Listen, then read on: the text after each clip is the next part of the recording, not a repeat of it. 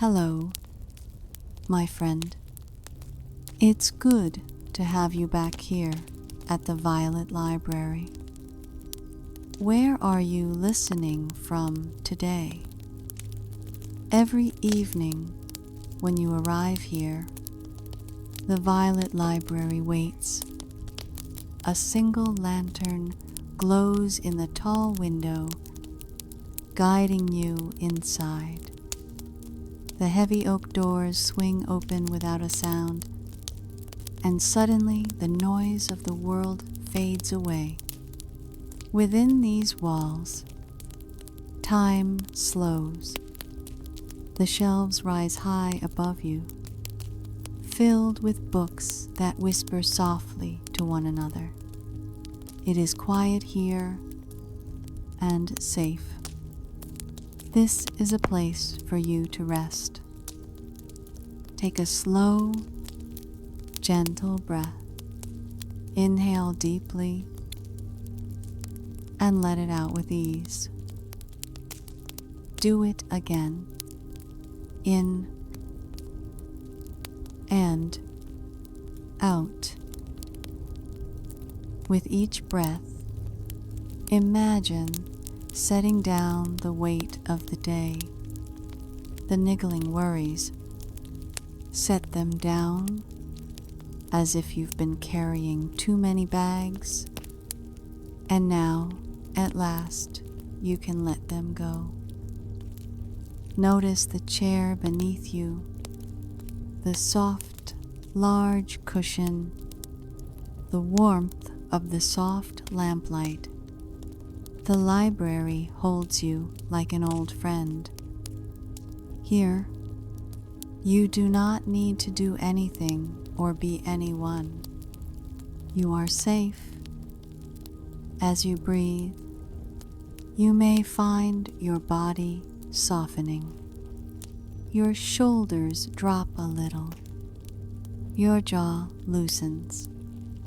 Even your hands, which have worked so hard today, begin to relax. Thoughts may still come, worries may hover, but they don't need to stay. You can let them float away like leaves drifting down a quiet stream. The Violet Library waits for you patiently, inviting you deeper into stillness. There is no rush, no expectation, just peace. Allow yourself to feel gratitude for this moment, for the simple gift of being alive, for the shelter of your room, for the chance to rest. Know that you deserve this. We all do. And now, as you breathe a little easier, imagine yourself walking further inside the library. The shelves glow softly in the golden light, and one book seems to shine brighter than the rest. It has been waiting for you. Tonight, that book will open, and its story will become your dream. Tonight's tale is The House Between Sea and Sky, a magical story of a cottage that rests where the waves meet the sky, a quiet refuge filled with secrets, healing, and wonder. The old stone path began its ascent where the land first dared to meet the sea, a pale ribbon of granite and quartz, worn smooth by centuries of salt-laden winds and the passage of countless quiet footsteps. Ilara, a weaver of tales from the bustling inland cities, stood at its foot, her traveling cloak dampened by the soft, persistent mist that marked the boundary of the everyday world. For her, placing a foot upon that first moss-edged stone was to leave the clamor of her old life behind. The air itself changed, growing thick with the taste of the ocean deep, and the sweet, damp fragrance of earth and stone not yet touched by the morning Sunday. The only sounds were the distant, rhythmic sigh of the waves far below, a constant, gentle exhalation that was more a feeling in the chest than a noise in the ears, and the soft, percussive drip of moisture from the bowed branches of ancient, wind-sculpted pines that stood as silent sentinels along the way. This was a threshold, a liminal space between the world of schedules and worries and the realm of quiet wonder that awaited above, and as she stepped onto it, she felt a profound sense of leaving, of shedding a heavy coat she had not realized she was wearing. With each step upward, the mist grew more substantial, coiling around Alara's legs like friendly, curious ghosts before retreating back into the shadows between the trees. The path beneath her feet was a tapestry of textures. Here, a patch of velvety moss the color of emeralds. There, a stretch of bare, rain-slicked stone that gleamed like polished silver in the diffused light. She walked slowly, her breathing settling into a deep, easy rhythm that matched the slow beat of the distant sea. As she rounded a gentle bend, she saw she was not the only soul on the path that morning. A little way ahead, an elderly man with a kind, weathered face and a canvas bag filled with fresh herbs walked with a steady, unhurried pace. He nodded to her as she drew nearer, his eyes crinkling at the corners. "A good morning for the climb," he said, his voice as soft and rough as the bark of the surrounding pines. The house always looks its best when it's wearing the mist. He gestured ahead before turning onto an even smaller, almost hidden path into the trees, leaving Ilara with a comforting sense that this was a well-traveled, friendly place. Then, as if the mist itself had decided she was worthy, it began to thin. The air brightened, turning from gray to a soft, pearlescent white, and the trees fell away on either side. Alara took one final step and emerged onto a broad, flat plateau of living stone, and there it was. The house stood between the sea and the sky, a structure of warm, honey-colored wood and gray stone that looked not as if it had been built, but as if it had grown there. Its roof was steeply pitched and clad in lichen-speckled slate, and a single, round window caught the struggling light and held it like a captive moon. A wide veranda wrapped around its sides, and standing there, as if awaiting her arrival, was a woman. She wore a simple dress of dove-gray wool and a smile of deep, preternatural calm. In that moment, the last tendrils of mist parted completely, and a shaft of sunlight illuminated them both. The journey was over. She had arrived, and she was expected. The woman on the veranda did not wave or call out, but simply waited, her presence as steady and reassuring as the house itself. As Ilara approached the wooden gate in the low stone wall, it swung open without a sound. The garden within was a wild, beautiful tangle of resilience and scent, where tough, wind-loving flowers grew in profusion alongside fragrant herbs. "Welcome, Ilara," the woman said, her voice a low, melodic alto that blended seamlessly with the hum of bees and the distant sea. "I am Rona. I am the keeper here. We've been looking forward to your arrival." She moved forward, not with haste, but with a graceful economy of motion, and took Ilara's small bag from her hand as if it were the most natural thing in the world. "The climb is always longer than it looks. Come, let's get you inside."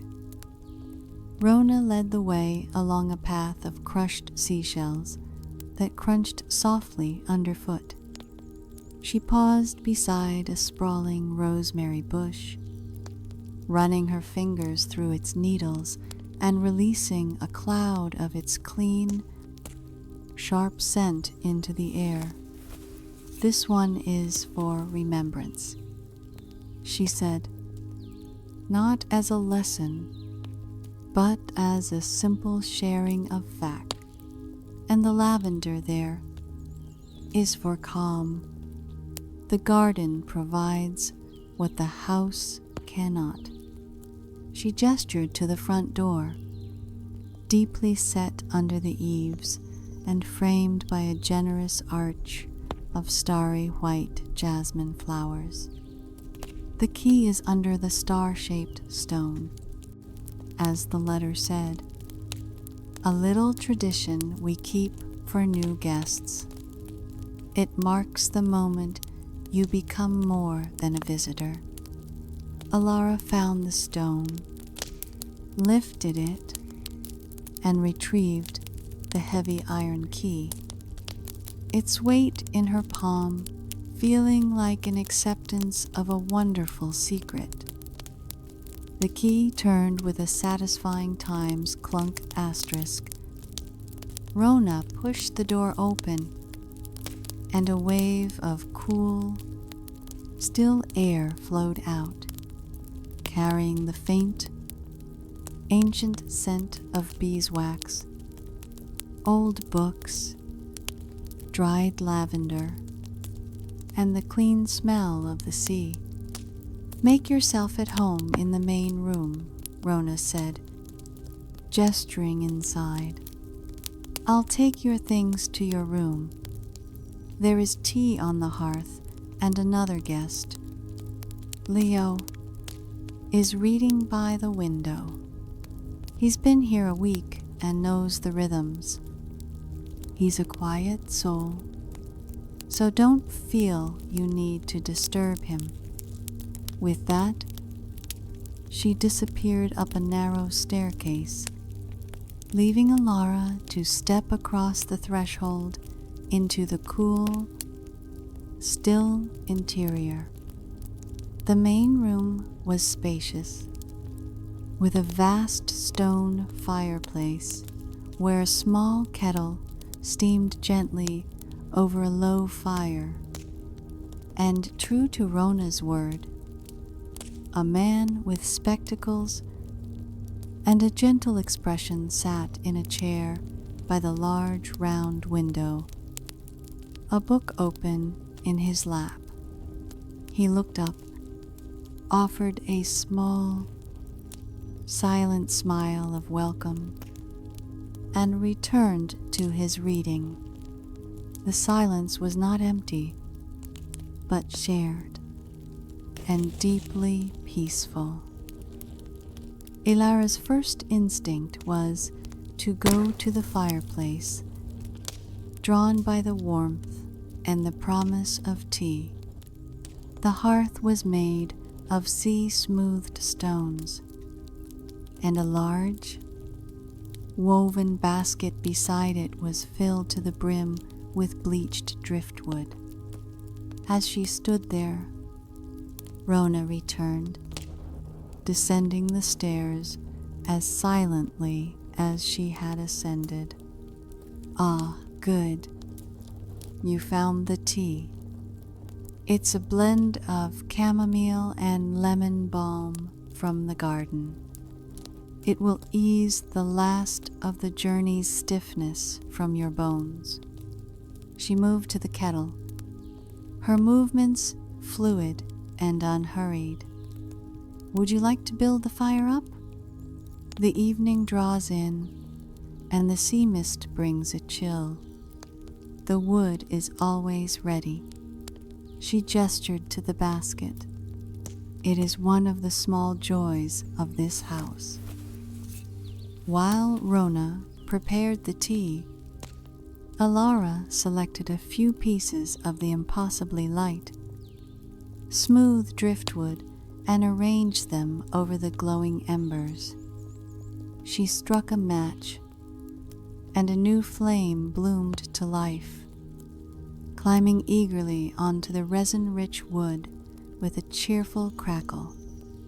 As the fire grew, it filled the room with a dancing, shifting light. The flames burned with a peculiar blue and green heart, a spectral show from the salt within the wood.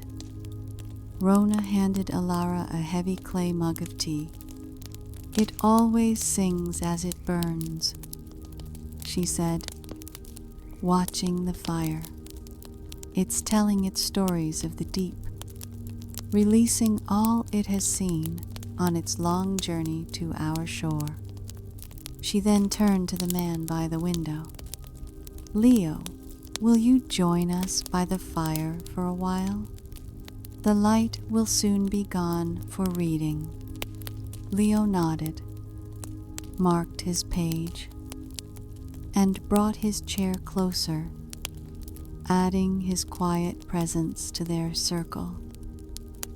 The three of them sat in a comfortable silence, broken only by the soft sigh of the flames, the occasional pop of a knot of sap, and the eternal, low thrum of the sea far below. The dancing firelight played across the spines of the books on the shelves, making their gold titles glimmer and flash. Rona picked up a basket of mending, her hands moving steadily with needle and thread. Leo gazed into the flames, a look of profound peace on his face. Ilara sipped her tea, which was indeed soothing, and felt the gentle magic of the place begin to work on her. This was the heart of the house, this hearth. It was more than a source of heat.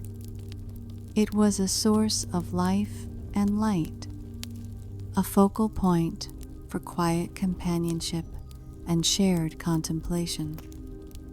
Wrapped in the warmth and the soft sounds, she felt her eyes grow heavy, her breathing slow and deepen, perfectly content to simply be. Once the fire had settled into a steady, glowing bed of embers, Elara felt drawn to the walls of books. The shelves bowed slightly under the weight of centuries of stories. She ran her fingers along the leather, cloth, and paper spines, feeling the textures of smooth calfskin, rough linen, and soft, foxed paper. As she browsed, a woman with kind eyes and silver hair braided around her head entered the room. She nodded to Rona and Leo before moving to a specific section of the shelf, her hand going unerringly to a small volume bound in green cloth.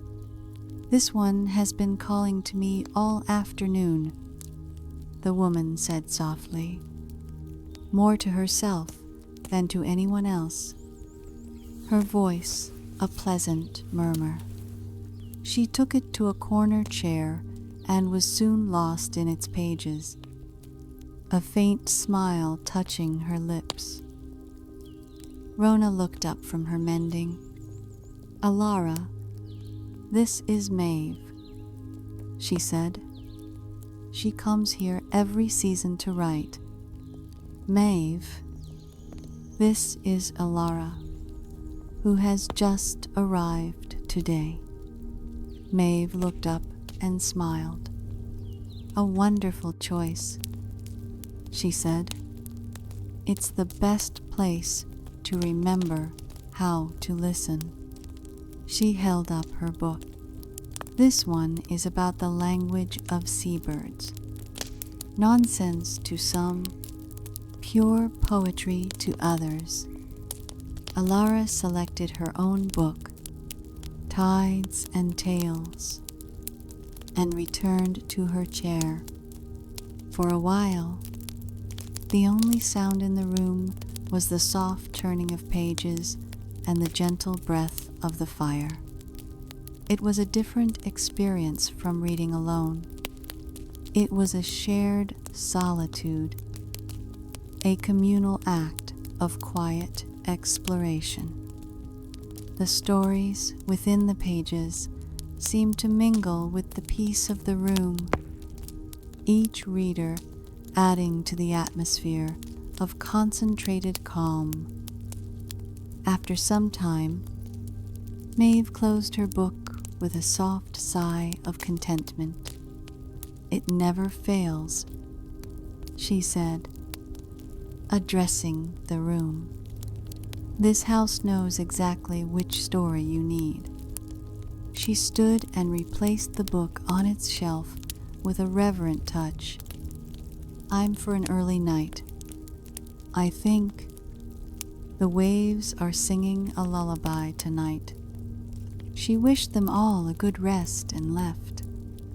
Leo soon followed, offering a quiet, good rest all, before heading upstairs.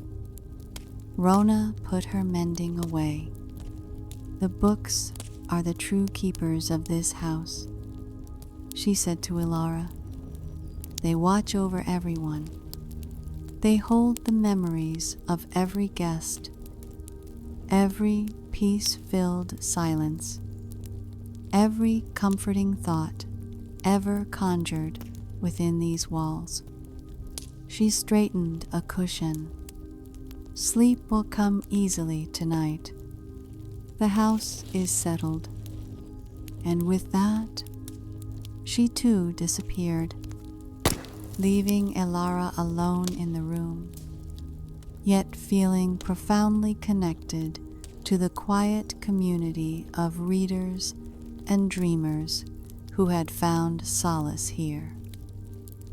As the evening drew its deep blue blanket across the sky, a gentle, enticing aroma began to drift from the back of the house, a savory scent of herbs, baking bread, and something rich and wholesome.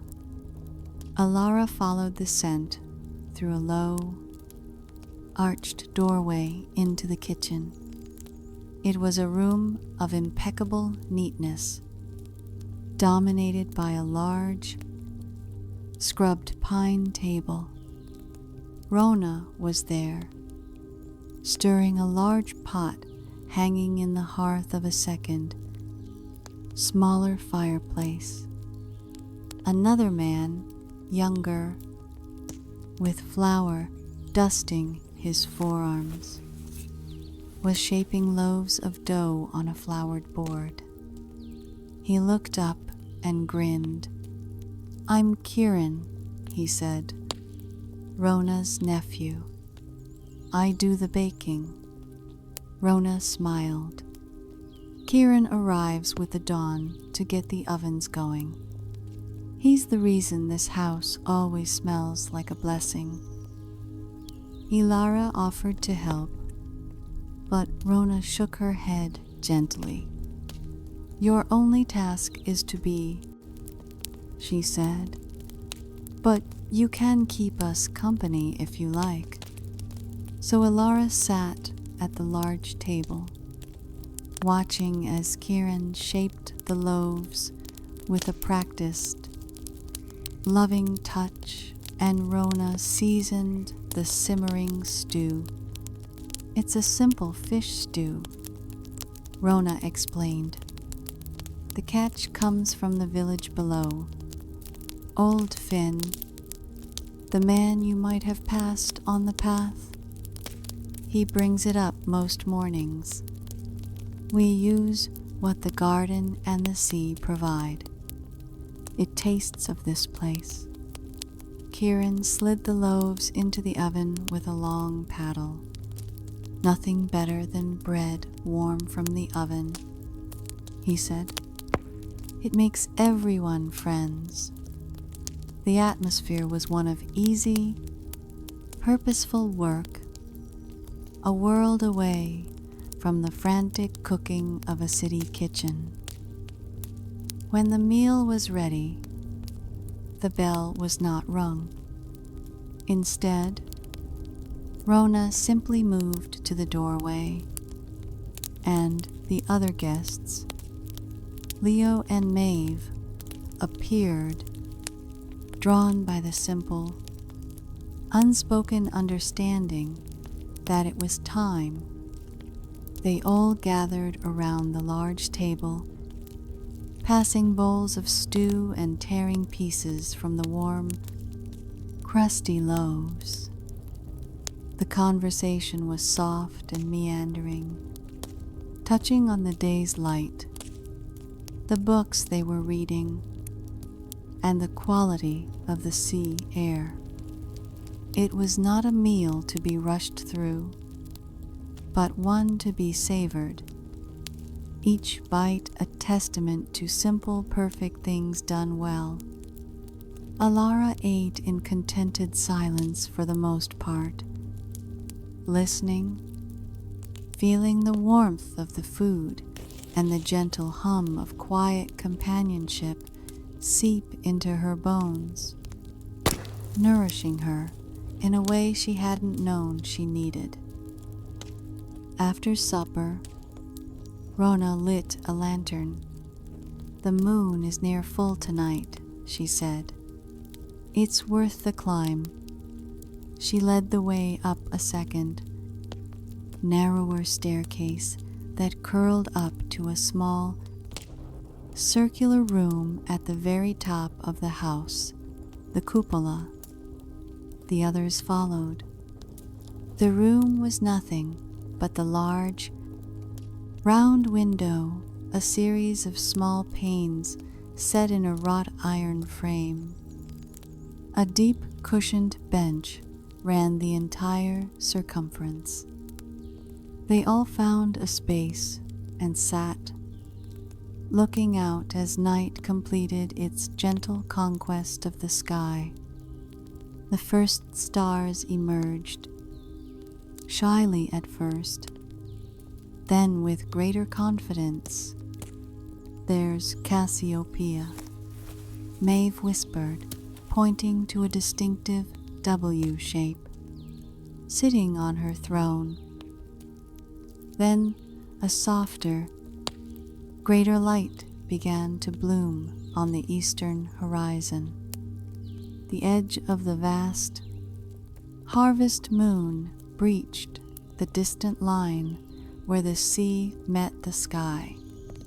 It rose with a stately, silent slowness, a great sphere of ancient, polished silver. Its light did not simply illuminate the world. It transformed it, a highway of shimmering, liquid silver was laid across the black water, a path of light that stretched from the horizon directly to the cliffs below them. No one spoke. They simply watched, together, their shared silence a tribute to the beauty before them. Alara felt a connection to these near strangers, a bond forged in mutual awe and the profound peace of the moment. The moonlight streamed through the round window, painting a perfect circle of silvery light onto the floorboards. Sitting in that tower room, bathed in this cold, clean light with the others, Alara felt utterly removed from time. They were spectators to the cosmos, a silent audience of four, cradled in their wooden perch between the sea and the sky. The sheer scale and beauty was a gentle emptiness, a quieting of all internal noise. After a long while, Leo sighed, a sound of pure contentment. "I'll never get used to that," he said softly. One by one, they descended, off to their beds, carrying the image of the moon glow on the water with them, a shared memory to cradle them into sleep. Descending from the sky-bound cupola, the house felt even more like a shelter, a warm wooden hug in the immense quiet night. Rona handed Alara a small stoneware cup. "A sip of lavender and honey," she said, "to sweeten your dreams." Alara drank it, its warmth spreading through her. "Your room is the second on the left. The window is open a little. The sea sings best from there." Alara found her room, tucked under the eaves. It was simple and spacious, dominated by a large four-poster bed piled high with quilts and pillows.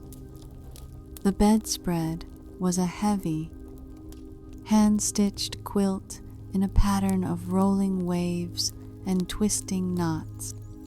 As Rona had promised, the window was open, a crack, and the endless, rhythmic lullaby of the waves flowed in, a deep, resonant sh-t that was the very sound of peace itself. The process of readying for bed felt like another peaceful ritual. The water from the small pitcher was achingly cold and sweet, changing into soft, loose pajamas. She felt the gentle weight of the day, the journey, the sea air, the warmth of the fire, the simple food, the shared silence settle upon her shoulders. She could hear the faint, comforting sounds of the other guests in their own rooms, The soft click of a door closing down the hall, the faint creak of a floorboard from the room above, the distant, resonant sigh of a window being closed. They were small sounds that spoke of a quiet community settling in for the night. Each person safe in their own space, yet connected by the shared experience of the house. She turned off the small lamp and slipped between the cool linen sheets. The bed embraced her instantly, the mattress firm yet yielding. She lay on her back, listening. The house, now settled for the night, spoke its own quiet language. A soft creak of timber as it cooled, the distant, resonant boom of a larger wave finding a hollow cave at the base of the cliff far below. And through it all, constant and unwavering, the breath of the sea, in and out, in and out. It was a rhythm older than humanity. The quilt was a comforting weight, the pillow a perfect cradle for her head. There was no need to seek sleep. It was already there, in the air, in the sound, in the knowledge that she was surrounded by peaceful souls. It rose up to meet her, a soft, dark tide from within, and she let herself be carried away on it.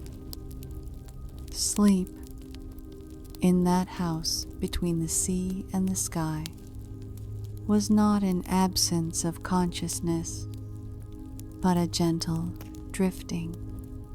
Elara dreamed she was floating on her back in a calm, nighttime sea, cradled by water as warm as blood. The stars above reflected perfectly on the still surface around her. There was no fear, only a profound and peaceful belonging. The dream shifted, and she was walking along the ocean floor, yet she could breathe easily. Strange and beautiful fish, glowing with their own soft light, drifted past, regarding her with calm, curious eyes. The silence was absolute, a heavy, peaceful quietude broken only by the distant, melodic song of a whale, a lullaby of the deep that vibrated through the water and through her very bones. She began to rise slowly, effortlessly, drawn upwards until she passed through the shimmering silver surface and emerged not into the night, but into the soft, pearly light of dawn. She was back in the bed, in the room under the eaves. The first faint light of the new day was bleaching the darkness from the sky. The sound of the waves was still there, a constant, reassuring presence.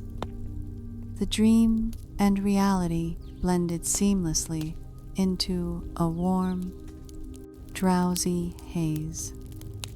There was no jarring alarm, only the slow, gentle return to waking.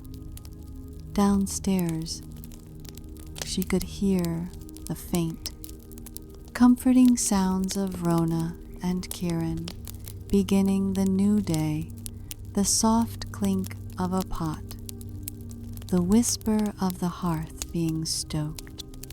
It was the sound of the house breathing, of life continuing its gentle, nourishing cycle. When she came down, her bag packed, she found a simple breakfast of porridge and stewed berries waiting for her on the kitchen table. Rona, Maeve, and Leo were there, sipping tea. The path will be clear for you today. Rona said, the mist has burned away early. No words of advice or profound farewell were offered. They simply shared a final, peaceful moment together. Kieran pressed a linen-wrapped parcel into her hand. For the journey down, a little bread and cheese. Alara thanked them all, her voice thick with a grateful emotion. She stepped out onto the veranda, took a deep breath of the pine-scented air, and started back down the gravel path. She did not look back, for she knew the image of the house and the feeling of its quiet community was already etched permanently onto her heart. A refuge, a sanctuary of stillness and gentle connection. A peace she now carried within her, ready to face the world once more. And so, my friend, the story of The House Between Sea and Sky comes gently to a close. The sea continues its endless rhythm. The sky stretches wide and eternal, and the little house between them holds its quiet secrets, safe and timeless. Here in the Violet Library, the book slowly closes, its glow softening as it returns to the shelf. The golden lamplight around you grows warmer, wrapping you like a blanket. You are safe. You are cared for. Take another slow, easy breath in and out. Let your shoulders sink deeper, your body heavier. Feel the quiet of this moment surrounding you like the hush of a starry night. Remember, you can always return here.